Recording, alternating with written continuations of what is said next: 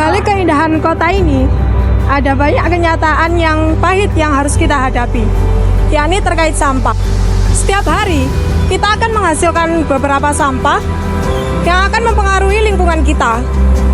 Akan tetapi, bagaimana sampah mempengaruhi kita secara rohani? Mari kita telusuri.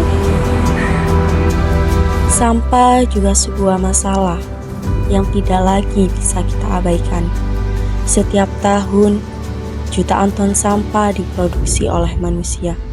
Sebagian besar berakhir di tempat yang tidak seharusnya, seperti halnya di sungai, bahkan di tanah yang kita pijak saat ini.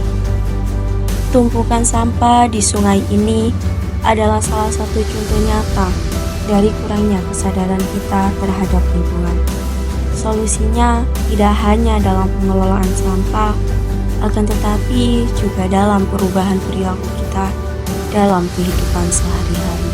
Oke, assalamualaikum warahmatullahi wabarakatuh. Jadi pada kesempatan kali ini kita akan ngobrol-ngobrol wawancara mengenai sebuah tempat di Wonocolo, yang dimana ini saya rasa ini cukup kreatif ya, bagaimana mereka memanfaatkan sebuah lahan kosong menjadi tempat yang sangat berguna. Jadi tempat yang hijau-hijauan, tempat yang intinya menyehatkan lah. Baik Mbak, ini kita ada beberapa pertanyaan Pak terkait tempat ini. Yang pertama, bagaimana awal tercetusnya ide untuk menciptakan tempat ini? Dulu ini lahannya banyak bangli ya, bangli itu bangunan liar ya. Oh iya. Nah, itu dulu kumuh, memang terus diadai. Sebenarnya ide awalnya dari DKPP, dari kantor Bu Anggi untuk ketahanan pangan. Dulu awalnya ditanami jagung sama singkong ya. Nah, kendalanya waktu itu karena lahan ini lahan banyak batu-batuan ya. Kalau dulu pakai alat berat semua, akhirnya nggak maksimal untuk tanam itu.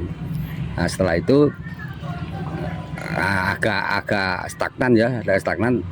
Lalu kita kumpul-kumpul sama Pak RW sama teman-teman itu, gimana lahan ini kita manfaatkan, paling enggak itu ada fungsi lingkungan. Waktu itu belum ngomong kelompok tani Mas Janja. Paling enggak ada fungsi lingkungan yang lebih baik daripada yang dulu. Jadi lebih hijau. Oksigen gratis ya kurang lebih, ada estetika juga itu. Jadi awalnya itu, tapi kalau ide-ide itu tidak diwadahi, diwadahi kan kurang maksimal ya bekerjanya. Akhirnya dibentuklah kelompok tani untuk memanfaatkan lahan ini.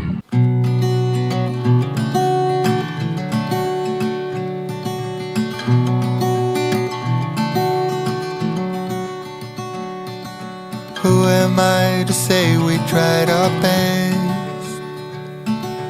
Who am I to say we kept ignoring all the promises? Kalau dari Dinas Pertahanan Pangan sendiri itu peran atau apa Mbak yang dilakukan dalam proses pendirian tempat ini atau dalam perjalanannya sampai sekarang itu Mbak? Nah, dinas memiliki peran diantaranya karena di bidang pertanian ya. Jadi dinas memberikan fasilitas ya Pak, fasilitas, memfasilitasi, mendampingi, membina. Jadi contohnya memberikan pelatihan-pelatihan seperti pelatihan pembuatan pupuk cair organik, pelatihan pembuatan kompos, pelatihan pembuatan probiotik dan lain sebagainya. Nah, itu nanti tujuannya untuk meningkatkan produktivitas yang ada di kelompok tani ini.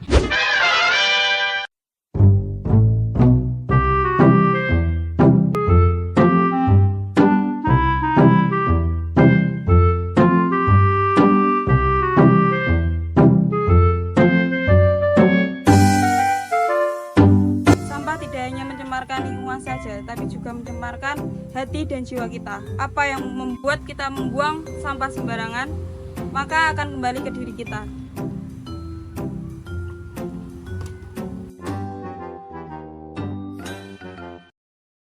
Oke Pak, jadi kalau dari hasil bincang-bincang kita tadi kan saya melihat kalau jenengan ini bisa saya katakan sebagai orang yang sangat mencintai dan menjaga lingkungan Pak. Terus bagaimana Pak respon jenengan terhadap oknum-oknum yang mereka itu masih acuh gitu Pak, masih bodoh amat gitu sama lingkungan. Mereka ngelakuin kerusakan lingkungan, penebangan liar atau buang sampah sembarangan gitu. Respon jenengan seperti apa Pak? Kebersihan ini sebagian dari iman, masih sebagian, berarti kecil ya. Iya. Itu maknanya luar biasa. Itu memang yang waktu saya terapkan di teman-teman. Di lingkungan itu tidak semata-mata hijau memang. Jadi lingkungan itu ada lingkungan yang hidup, ada yang tidak hidup ya, seperti sampah itu ya.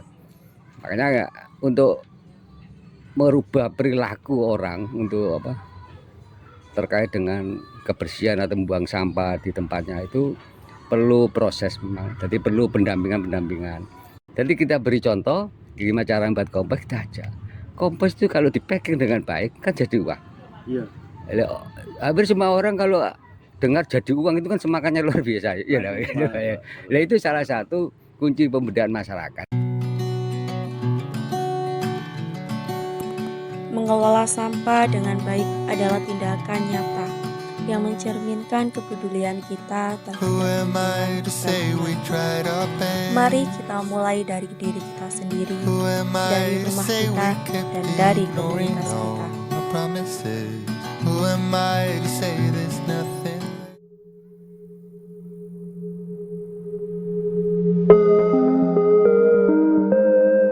Solusi ada di tangan kita.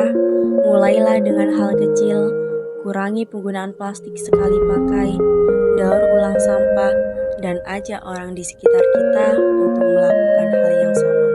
Kita semua memiliki peran dalam membentuk lingkungan.